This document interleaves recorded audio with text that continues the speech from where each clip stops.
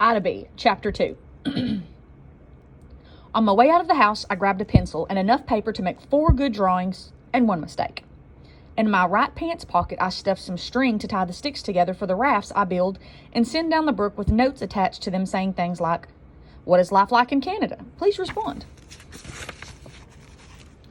Ida B. Applewood, P.O. Box 42, Lawson's Grove, Wisconsin, 55500. Or, if this raft reaches the ocean, will you please let us know? Thank you very much. Applewood Raft Construction Company, P.O. Box 42, Lawson's Grove, Wisconsin, 55500. It is my belief that the brook ends up at one of those 2 places, but I haven't heard anything back yet to prove that. The best I've gotten so far is some old man from way up in Roaring Forks called up Mama and Daddy and told them I was sending out notes with my name and address on them, and they might want to discourage that.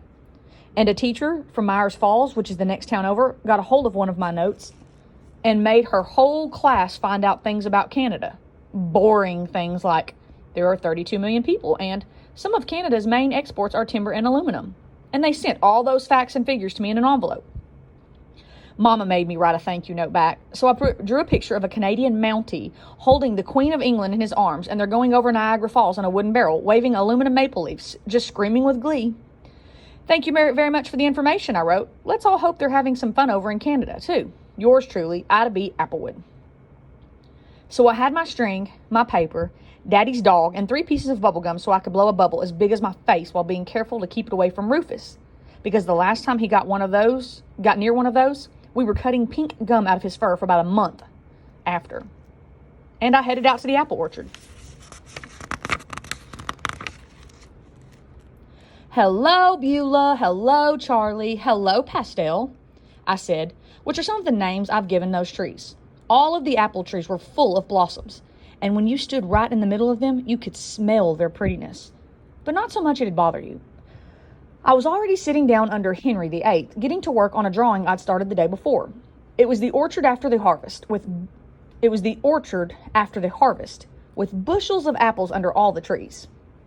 There were Mama and Daddy, me, Lulu the cat, and Rufus, each sitting in our own tree, eating slices of apple pie. I was working on Rufus, who had a mix of slobber and crumbs all over him, and Lulu was giving him a look of the utmost revulsion, when I realized that not one of those trees had said anything back to me.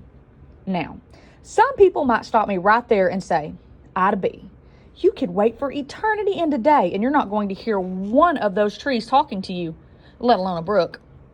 Trees don't have mouths and they don't speak, and you might want to take yourself to the doctors and get a very thorough checkup real soon."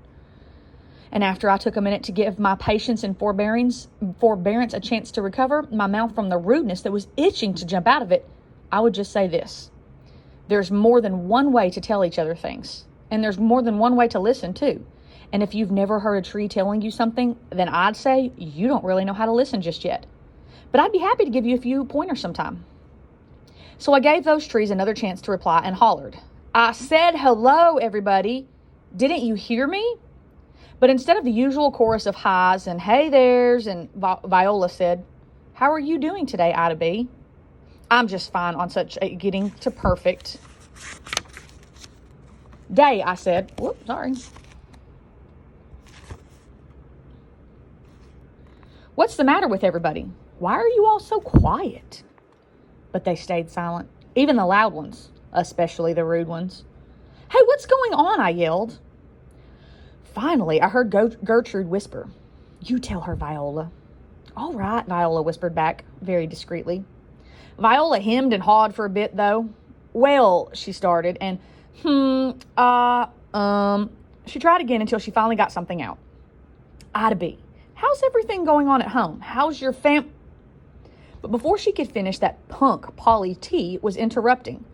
"We heard a rumor that something bad's headed your way, Ida B." And if trees could grin like jack-o'-lanterns with bad intentions, that's what Polly T would have been doing right then.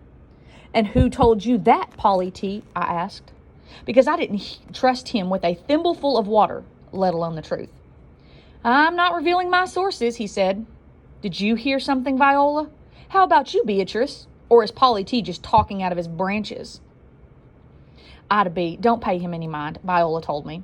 "We heard something on the wind about a storm headed your way, and we were all settling in and hoping you were okay too. That's all." "There's no storm coming today," I said. Can you feel how beautiful it is? You take care of yourself now, Ida B, said Viola. And they all just stood there, like they were sleeping, standing up. Well, I got tired of feeling like I was alone in that particular crowd, and I was peeved about Polly T's pleasure at my expense. All right, then I'm headed off to have fun somewhere else, I said, and none of them said a word back. Once Rufus and I got to the brook, I asked right off, did you hear something about me in some trouble? Did you bring the rafts? Are you ready to play? Get 'em ready and get 'em in so we can play, Ida B, said the brook, ignoring my questions. In a minute. First, I want to know if you've heard something about trouble heading my way. My, oh my, and will you look at that, the brook replied. I'm late for an appointment, Ida B. Gotta go. Sorry. Anyway. Better talk to the old tree, the brook went on as it rolled away. Yep, that's a good idea. It called as it tumbled over the rocks and around the mountain and was gone. Now, by the time I just about lost my patience with the bunch of them, but talking to the old tree was a good piece of advice, so I didn't mind the brook's rudeness too much.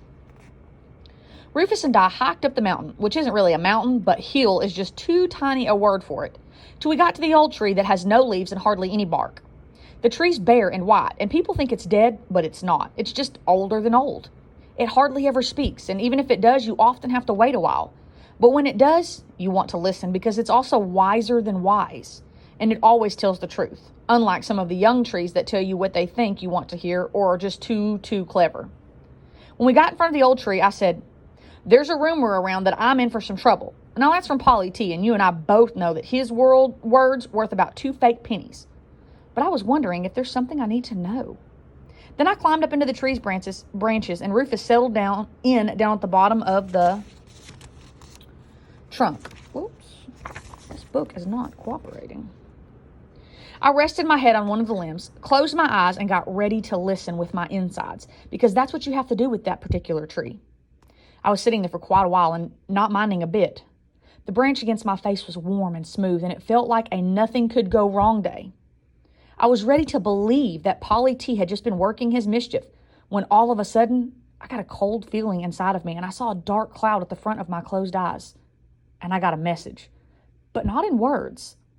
That tree lets you know things. Those things go into your heart, and then they find their way up to your head. And once they get there, they turn into words. At least that's how I think it works. So if I have to give it words, this is what I'd say the tree was telling me. Hard times are coming. Well, my eyes flipped open so I wouldn't have to look at that darkness anymore. I jumped out of the tree, almost landing on Rufus, the saliva factory, because I felt like I'd gotten a shock right through me. What? I asked. What did you tell me? But the old tree is slow to speak, and it doesn't repeat itself. It just stood there like those apple trees had before. Are you telling me that Polly T is right? Is trouble heading my way? But I knew I wouldn't hear anything back. And on a day like that, with the sun shining 4 hours till dinner and 7 more items on my list of fun stuff to do, I did the only sensible thing. I decided that old tree might not be thinking as well as it had a few years ago. Agreeing with Polly T was a sure sign that something was wrong, but I wanted to be respectful and not say anything insulting. Well, thanks for helping me out, I yelled as I started running down the hill over the brook.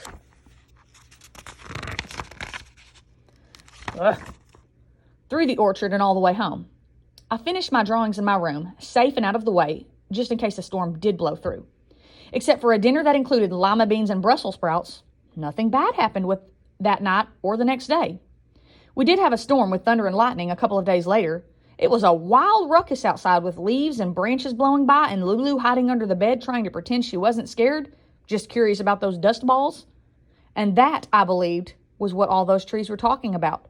No need, I figured, to bother my head about it again. So think about it.